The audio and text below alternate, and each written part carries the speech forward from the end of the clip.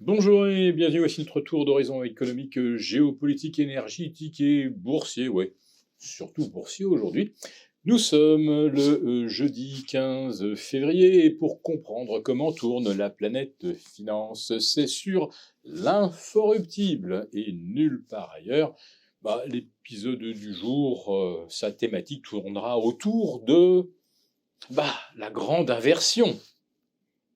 Mais commençons par ce qui est assez cohérent dans le scénario boursier, c'est-à-dire une hausse à la veille des 3 sorcières. Lorsque les 4 semaines qui ont précédé sont placées sous le signe de la hausse, généralement, à de rares exceptions, eh bien, le jour des 4 sorcières ou des 3 sorcières, ou la veille, sont des séances de hausse. Bon, là, aujourd'hui, on ne fait pas les choses à moitié, puisque le CAC 40 pulvérise littéralement un nouveau record absolu à 7750. On a un Eurostoxx à 4750. Et puis surtout, les futurs à Wall Street nous indiquent un S&P à 5030, un Nasdaq Composite à plus de 16100 et un Nasdaq 100 à 18 000. Bon, on voulait des scores ronds, on va les avoir. On les avait déjà lundi. Il y a eu la petite parenthèse, le coup de stress de mardi au sujet de l'inflation. Mais on l'a balayé, ce stress lié à l'inflation, parce que vous avez de beaux esprits, des faiseurs d'opinion qui sont venus nous expliquer que l'inflation en données core est ressortie à 3,9. On attendait 3,7, on espérait même 3,6. Donc on est assez loin des clous. On est à 2 fois l'objectif d'inflation de la Fed, justement sur ce qu'on appelle l'inflation cœur. Une inflation cœur dont on retranche l'alimentation, parce que les prix ont des fluctuations saisonnières, le pétrole, parce que là aussi c'est volatile et tributaire des conditions géopolitiques internationales. Mais voilà qu'on nous explique maintenant que les loyers ou le coût du logement, vous savez, les mensualités d'un acquéreur, cela aussi devrait être exclu des données cœur. Et je vous le donne en mille, pourquoi aux États-Unis devrait-on maintenant exclure les loyers et le coût du logement? Non pas parce que ça progresse à plus de 6,2% en rythme annuel, mais non, c'est pas du tout ça. Non, c'est parce que l'afflux de migrants est tel aux États-Unis depuis 2021, on est passé de 835 000 à 2,5 millions ou 2,8 millions. On ne sait pas. Tout ce qu'on sait, c'est qu'il aurait fallu 4 millions de logements supplémentaires en 2 ans et qu'on ne les a pas. Donc, les migrants provoquent des hausses des loyers, évidemment dans les États frontaliers que sont 1. La Californie, 2. Le Texas, le Nouveau-Mexique, et puis aussi une terre d'immigration traditionnelle qui est la Floride.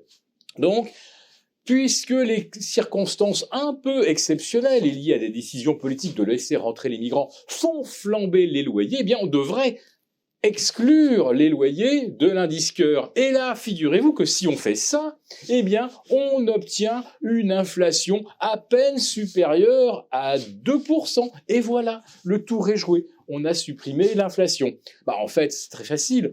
Pour avoir un indice qui satisfasse Wall Street, il suffit de retirer pour un motif ou pour un autre n'importe laquelle de ces composantes qui tire les prix vers le haut. Mais pourquoi n'y avait-on pas songé avant ? Si, on y a songé, parce que ça fait 30 ans, en fait, que les statistiques de l'inflation sont complètement truquées, sont bidouillées, avec des ajustements du panier d'inflation qui fait que ça tire toujours les prix vers le bas, et ça ne reflète évidemment pas la véritable évolution du pouvoir d'achat. Alors on en aura peut-être quand même une idée cet après-midi aux États-Unis, avec les ventes de détail. On verra si le consommateur est toujours là, et surtout s'il consomme toujours à crédit. Bref, Wall Street se trouve toujours des raisons de monter, et on peut dire que les marchés en général se trouvent toujours des raisons de monter, puisqu'aujourd'hui, la bourse de Tokyo a réaccéléré à la hausse, plus 1,3%, et un nouveau record de 34 ans, au-delà des 38 200 points. Que s'est-il passé? Eh bien, le Japon aligne un second trimestre de récession. Et oui, figurez-vous que le dernier trimestre 2023 a vu les valeurs japonaises progresser, je crois, de 18%. Elles progressent de 14% supplémentaires depuis le 1er janvier, ce qui en fait une des meilleures entames d'année, justement, depuis presque 30 ans. Et pourquoi Tokyo s'enflamme et pourquoi cette euphorie déferle sur les valeurs japonaises alors que l'économie japonaise est en récession pour le deuxième trimestre consécutif? Eh bien parce que cela va conduire la banque centrale japonaise à ne pas monter les taux. Donc mauvaise nouvelle égale bonne nouvelle. Oui, mais alors aux États-Unis, je ne comprends plus. On a gagné 15% entre novembre et décembre sur l'hypothèse de 8 baisses de taux aux États-Unis. Et maintenant qu'on est à 4 ou voire à 3 dans les scénarios les plus consensuels maintenant, pourquoi est-ce que d'un seul coup Wall Street flambe? Parce que justement, si la Fed ne baisse pas les taux, c'est parce que l'économie, elle est flamboyante.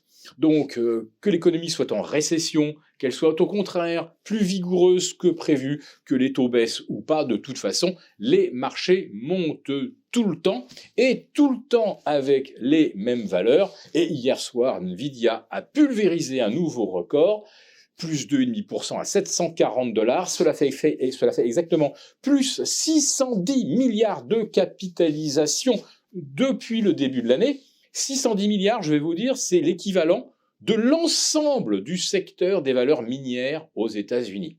Et 610 milliards, eh bien, c'est 20 fois le chiffre d'affaires de Nvidia en 2023 et 10 fois celui anticipé en 2024. Mais ce n'est toujours pas assez cher et petit à petit, eh bien, la concentration est telle sur les 7 fantastiques que plus personne ne peut acheter les autres valeurs, les 490 composantes, parce que le marché devenant trop étroit, c'est beaucoup trop dangereux d'aller sur des titres dont on ne pourrait pas sortir en cas de problème. Mais de problème, il n'y en aura pas. Pour vous remercier de votre fidélité, vous pouvez télécharger gratuitement, en cliquant le lien ci-dessous, mon rapport spécial vous expliquant comment réduire légalement les impôts sur vos plus-values boursières. Merci et à bientôt. Merci beaucoup d'avoir regardé cette vidéo. N'hésitez pas à réagir dans les commentaires ou à liker et partager cette vidéo si le contenu vous a plu. Et pour ne rater aucune de nos prochaines émissions, vous pouvez vous abonner à notre chaîne et activer les notifications. Et pour plus de contenu, n'oubliez pas que le dernier rapport rédigé par nos experts est accessible en cliquant sur le lien de description.